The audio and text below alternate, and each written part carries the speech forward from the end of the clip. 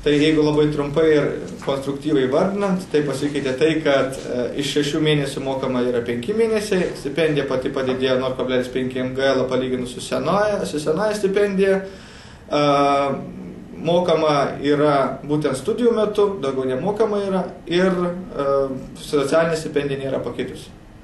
Tai tie esminiai pokyčiai susijęs su studijų pertvarka ir susijęs su finansiniais universiteto ištekliais. Nepakito socialinės stipendijos, nes socialinės stipendijos yra skiriamos valstybės reglamentais, yra 1 MGL, tai yra 130 litų. Iš esmės, galima sakyti, kad stipendija bus mokama už pavasario ir tik už rudens semestrus. Už pavasario semestrą bus mokama nuo už vasarį, kovo, balandį, gegužę ir birželį. Ir jeigu kalbėsim apie bakalaurus ir magistrus, tai jinai abiems, kaip minėjom, didėja 0,5 MGL, o už rudenį, jeigu kalbėsim, tai mokėtų už rugsėjį, spalį, lapkritį, gruodį ir sausį. Pagrindiniai dalykai, dėl ko buvo pertvarkami stipendijų fondas, buvo tas, kad nebūtų prioritetinių žmonių, kurie sausio mėnesį gauna kalėdinės stipendijos, o pavasarį, kas gauna stipendijas, jie velykinių negauna.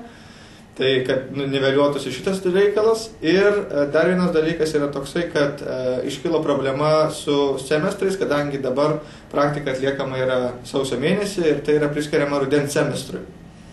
Tai senoji tvarka to neleido daryti ir tai buvo neįmanoma to padaryti. Tai dėl to du pagrindiniai dalykai, dėl ko keitėsi. Antras dalykas, Lietuvos studentų sąjunga buvo rašęs kreipimas į valstybinę mokesčių inspekciją ir valstybės auditą, kad įsiaiškintų dėl pinigų panaudojimų. Tai šiuo atveju iki tol atstovybė buvo skiriama pinigų knygom užpirkti ir taip toliau. Tai šiuo metu buvo pasitarta su rektorium ir kiek universiteto lėšos ir išgalės leidžia. Tai mes padarėm taip, kad pakėlėm stipendiją geriau negu investavom kitur, nes kiekvienas iš studentų gali investuoti, už tą stipendiją gali nusipirkti knygas.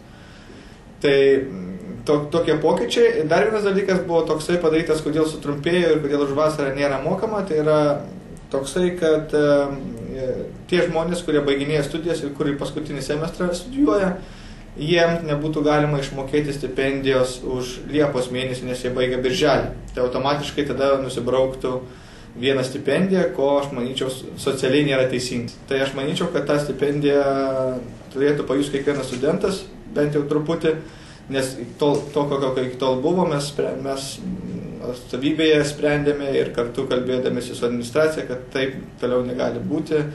Už tokią stipendiją jau studentai net nepragyvena. Tai manyčiau, kad šitas poslinkis tik tai yra į priekį.